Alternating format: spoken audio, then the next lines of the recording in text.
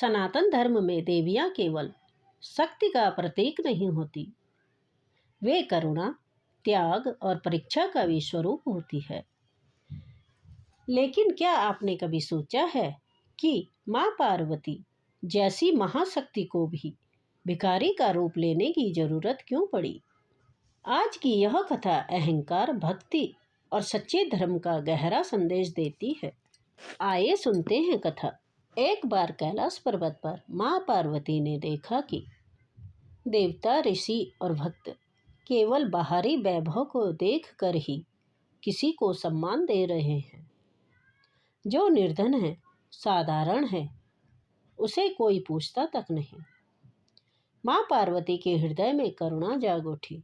उन्होंने सोचा, क्या लोग सच में भक्ति और मानवता को पहचानते हैं या केवल रूप, धन और पद को पूजते हैं? अब परीक्षा लेने का निर्णय आया। माँ पार्वती ने स्वयं मानवों और देवताओं की परीक्षा लेने का निश्चय किया। उन्होंने अपने दिव्य आभूषण, वस्त्र और तेज त्याग दिए और एक साधारण भिखारिन का रूप धारण कर लिया। अब ना कोई पहचान, न कोई ऐश्वर्य और केवल एक कटोरा और मौन। भिखारिन के रूप में यात्रा शुरू हुई। माँ पार्वती नगर नगर घूमने लगी। कई घरों के द्वार खटखटाए। कहीं से तिरस्कार मिला, कहीं अपमान, कहीं दरवाजे बंद कर दिए गए। लोग कहते, जाओ यहाँ से, भिखारियों के लिए कुछ नहीं है। सच्ची भक्ति की पहचान हुई। अंत में माँ एक छोटे झोपड़े में पहुंची। वहां एक अत्यंत गरीब लेकिन भक्त महिला रहती थी। उसके पास खाने को बस एक ही रोटी थी। फिर भी उसने बिना सोचे कहा, माँ, मेरे पास बहुत कुछ नहीं, लेकिन जो है वह आपका है। उसने माँ पार्वती को रोटी दे दी और स्वयं भूखी रह गई। अब दिव्य स्वरूप प्रकट हुआ। उसी क्षण भिखारिन का रूप तेज से भर उठा।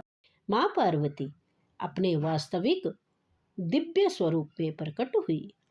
उसी स्त्री की आंखों में आंसू बहने लगे और माँ ने कहा, आज तुमने सिद्ध कर दिया कि सच्ची भक्ति धन से नहीं, त्याग और करुणा से होती है।